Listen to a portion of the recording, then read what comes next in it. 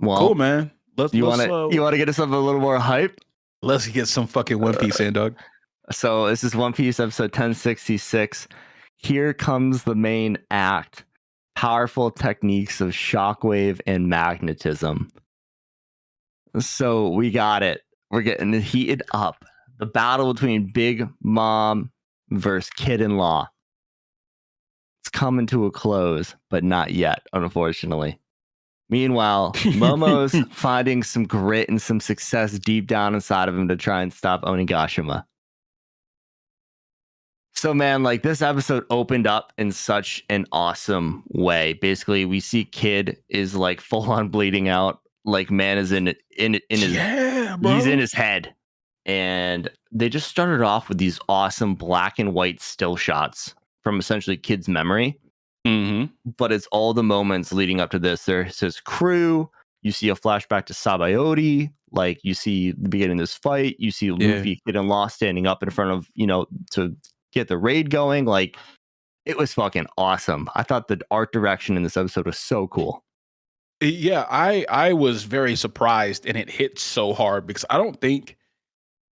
don't quote me, but I don't think One Piece has done something like that before. Not in recent memory, at the very, very least. But I was surprised by this. We also, I can't remember Homeboy's name right now, but Henry. Henry, my boy, my guy, way to show up for the Americans, brother. We appreciate you. Great job on the episode. But I thought it was a great artistic idea to do that. It started off the episode and it was very heavy. The music was solemn, and we got those visuals with Kid just like laying on the ground, bleeding out, and just going back to these like really beautiful, beautiful stills. Yeah, I think we got about 7 or 8 new wallpapers out of this episode. Sheesh. No joke, man. No joke. But yeah, so we do bounce around a little bit at the beginning of the episode. We go to Kazenbu and Yamato going at it down in the basement. We didn't really get too far with that. She's trying to fight a fire ghost, little poltergeist action, and that's not going too well for her. After that, we go out to Momo, and I really liked the art direction they went with this Momo scene.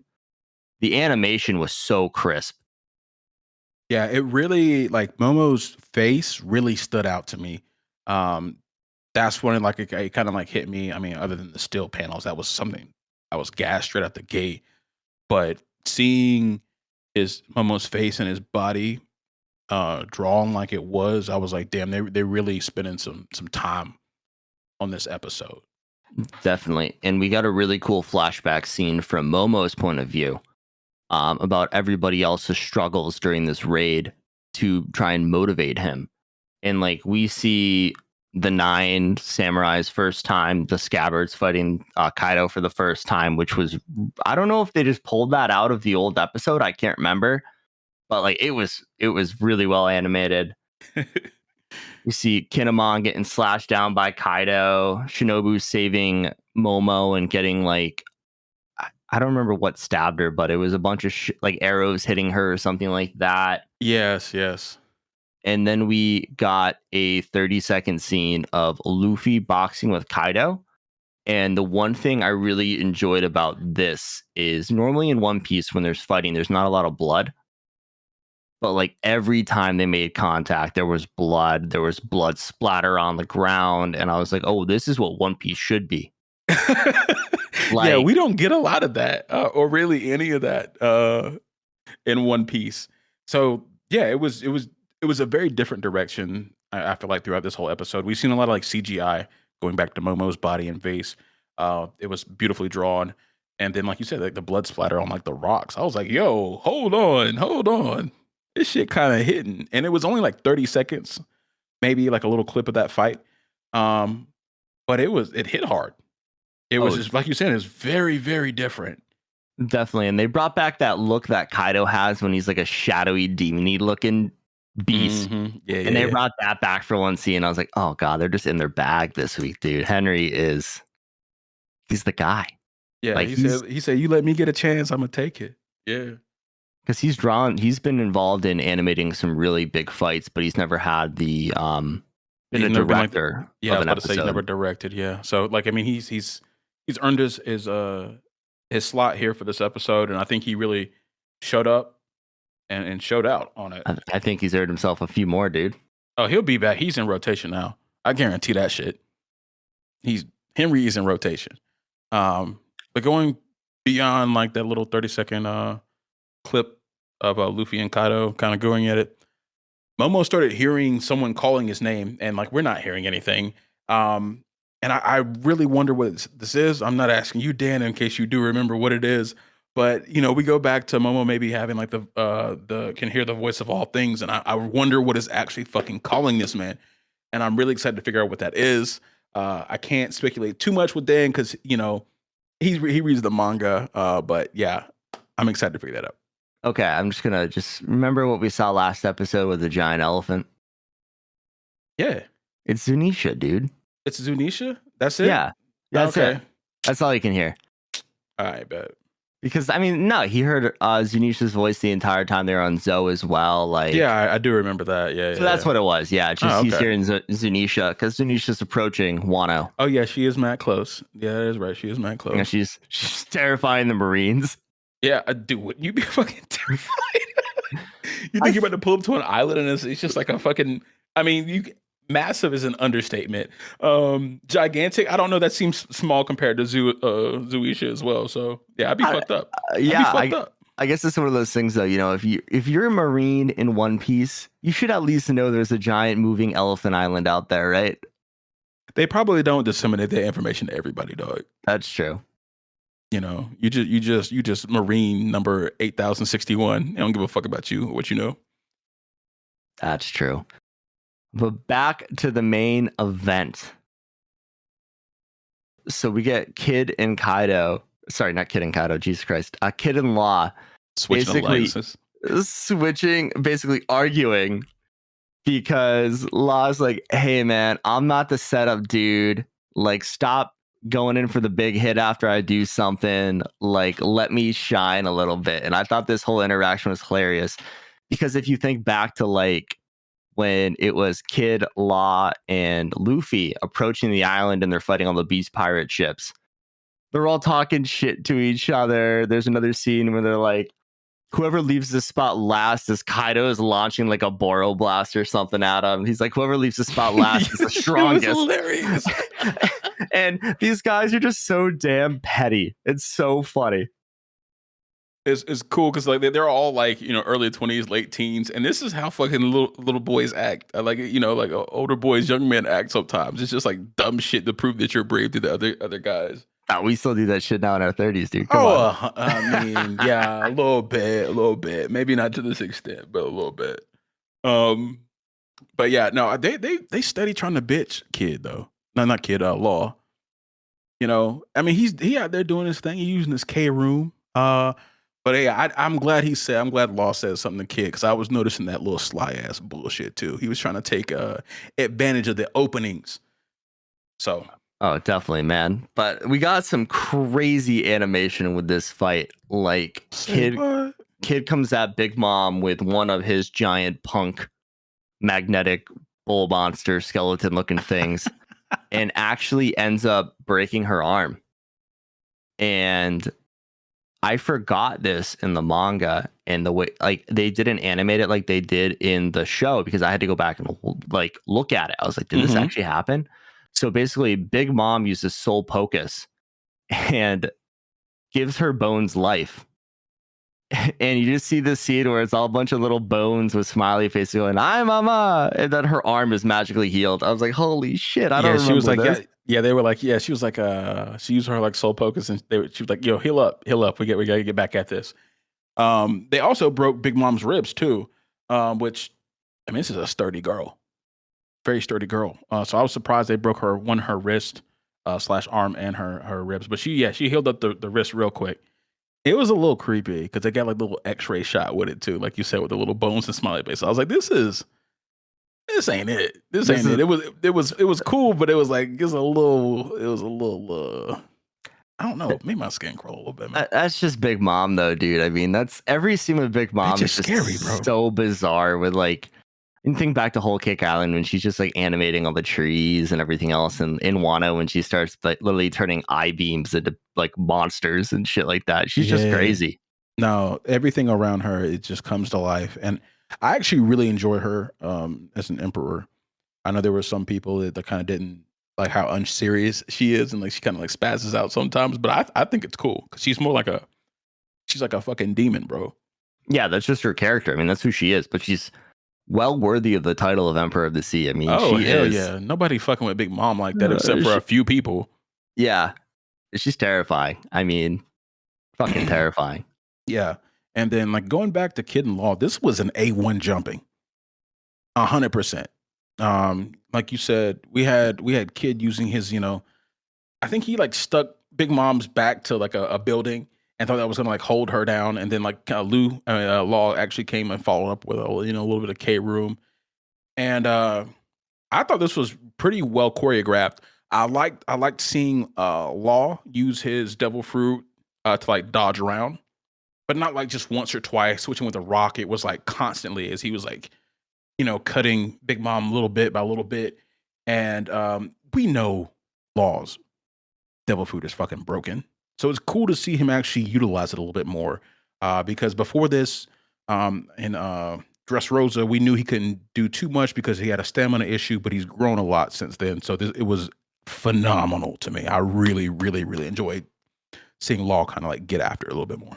Oh, definitely, man. I'm gonna go back and rewatch this episode because the fight scene was so good. Like, if you didn't see, it's hard to explain how much they actually use his ability to swap places with an item, because he's going all over the place, dodging attacks, moving Kid out of the way, everything else, and it's just unreal. Yeah, it's like 10 to 15 times in a row. Which that's the first time we've seen him do it that much. It's usually like, 2, maybe 3 times, and then they like reset. But nah, he was all over the place. Like you would think he would fight all the time. Yeah. But yeah, he's saying he's getting low on stamina, and they got one more volley left, and blah, blah, blah. So, but it was worth it. It was worth it. Definitely. And I mean, this fight made Big Mom pull out the trump card. That shit was crazy. 3,000 Leagues of Misery. Did you catch? Holy fuck! Did you catch that Misery looked like Mother Carmel? My jaw just dropped. Yeah. Oh my god! I thought it was supposed to be like that new version of Zeus. I thought that's what he was supposed to be. But that is right. Yeah, it is Carmel. Wow. That's deep. Yeah, it was really it was crazy. Deep. Oh, and shit. This thing was a fucking menace. Like, the scene, was it 3,000, was it Misery punching Kid, or was it Big Mom? I can't remember. It was Misery, I'm pretty sure. Yeah, and like there's a scene where Big Mom got her licks in earlier, I'm pretty sure. But I'm thinking of the one where it flashes back. It's like black and white with all the red. Was that Misery or was that Big Mom? That was Misery. So basically, Kid is getting boxed the fuck up in this episode. It's just getting punched over and over and over again. It's going fucking crazy outside. It's like a fucking firework, dog. Really? I can't hear shit we can't hear shit on the podcast. So really? Holy shit. Okay, yeah, it's a good noise gate. I'm like, he's like pointing out the window. I'm like, I got something going on my it looks like literally a firework show going on outside. It's fucking nuts. Well, good thing we're on the last show. Yeah. That's what I'm thinking. But yeah, so there's this really well animated scene where basically Misery is just giving Kid the business, like KIA's like an entire like 30 beast pirates, like no prisoners being taken. So that was cool how they did that to show you how powerful like this ultimate move was, because like, okay, so she's like just decking like kids on the floor and like just getting decked, right? But as she's swinging back, like she's like killing hordes of people. Misery's killing hordes of people. So that kind of tells you just how strong it is just by getting touched with it, let alone punched repeatedly. So Kid's got some crazy fucking durability, is what we just saw. It was a beautiful move and also terrifying. 3,000 Leagues of Misery, like you said, I'm probably gonna go watch this after we get off this podcast. Oh, because it was just a great fight. We saw some different things out of the show. Um, and like it did like distort some of the colors, which is another great artistic idea. We just saw a lot of new and creative things. Somebody brought, Henry brought some really fresh ideas, I think, to the animation of this show.